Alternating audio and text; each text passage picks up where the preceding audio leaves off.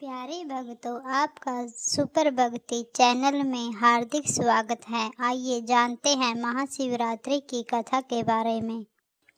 महाशिवरात्रि कथा चित्रभानु नामक एक बिल शिकारी की कथा है, जिसने अनजाने में ही शिवरात्रि का व्रत कर लिया।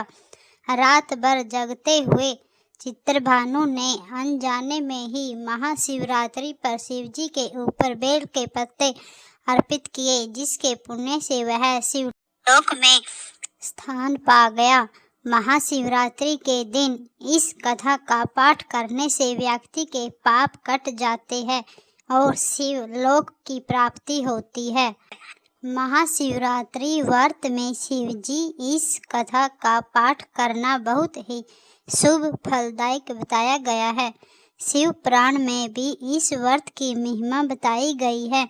शिव पुराण के अनुसार जाने अनजाने में भी जो मनुष्य और जीव महाशिवरात्रि का व्रत कर लेता है, वह शिव कृपा का भागी बन जाता है और उससे यमराज के दूत भी दूर रहते हैं।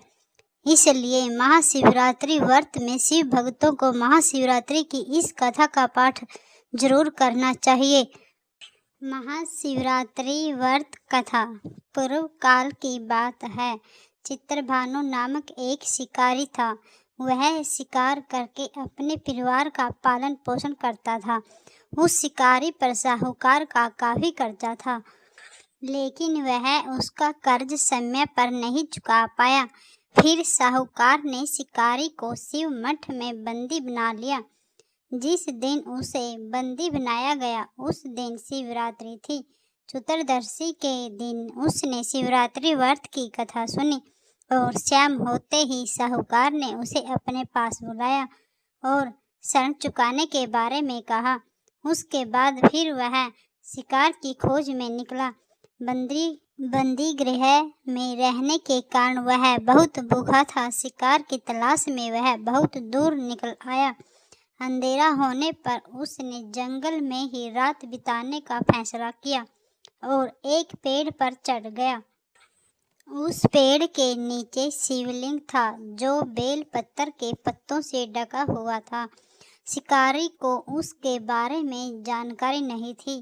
पेड़ पर चढ़ते समय उसने जो टहनियाँ तोड़ी, वह शिवलिंग पर गिरती रही। इस तरह से भूखे प्यासे रहकर शिकारी का शिवरात्रि का व्रत हो गया और शिवलिंग पर बेलपत्र भी चढ़ गए। रात के समय एक हिरनी पानी पीने तालाब पर आई। शिकारी जैसे ही उसका शिकार करने जा रहा था, हिरनी बोली, मैं गर्भवती हूँ, शीघ्र ही प्रसव करूँगी। तुम एक साथ दो जीवों की हत्या करोगे। मैं बच्चे को जन्म देकर तुरंत तुम्हारे सामने आ जाऊंगी।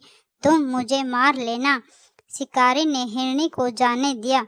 इस दौरान अनजाने में कुछ बेलपत्र शिवलिंग पर गिर गए। इस तरह उसने अनजाने में प्रथम प्रहर की पूजा भी संपन्न कर ली। कुछ देर बाद एक हिरनी उधर से निकली। जैसे ही शिकारी उसने मारने के लिए धनुष बाण चढ़ाया, तो हिरनी ने विनम्रतापूर्वक निवेदन किया है, शिकारी, मैं थोड़ी देर पहले ही ऋतु से निवृत्त हुई हूँ। कामतोर हिरनी हूँ, अपने प्रिय की तलाश में हूँ। अपने पति से मिलकर मैं तुम्हारे पास आ जाऊंगी। शिकारी ने उसे भी जाने दिया। रात का आखिरी पहर बीत रहा था, तब भी कुछ बेल पत्थर शिवलिंग पर जा गिरे। ऐसे में शिकारी ने अनजाने में ही अंतिम पर की पूजा भी कर ली। इस दौरान वह एक हिरनी अपने बच्चे के साथ आई। उसने भी शिकारी से निवेदन किया और शिकारी ने उसे जाने दिया। उसके बाद शिकारी के सामने एक हिरण आया।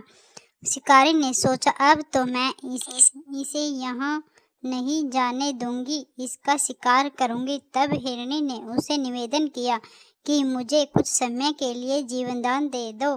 शिकारी ने पूरी रात की घटना उस हिरनी को सुना दी।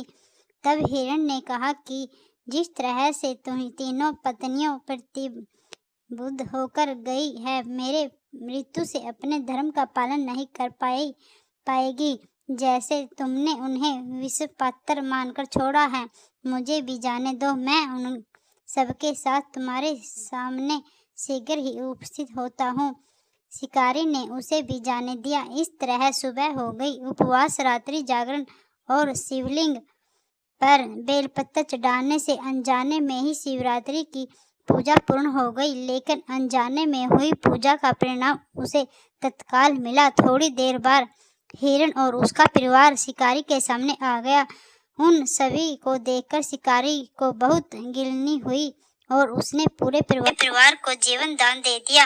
अनजाने में शिवरात्रि व्रत का पालन करने पर भी शिकारी को मोक्ष की प्राप्ति हुई। जब मृत्यु काल में यमदूत जीवन को ले जाने आए तो शिव गुणों ने उन्हें वापस भेज दिया और उसे शिवलोक ले गए। शिवजी की कृपा से त्रिभानु अपने पिछले जन्म को याद रख पाया। शिवरात्रि के महत्व को जानकर उसको अगले जन्म में भी पालन कर पाए। यदि आपको यह शिवरात्रि कथा थोड़ी सी भी पसंद आई है तो वीडियो को लाइक करें और चैनल को सब्सक्राइब करें और कमेंट में हर हर महादेव जरूर लिखें।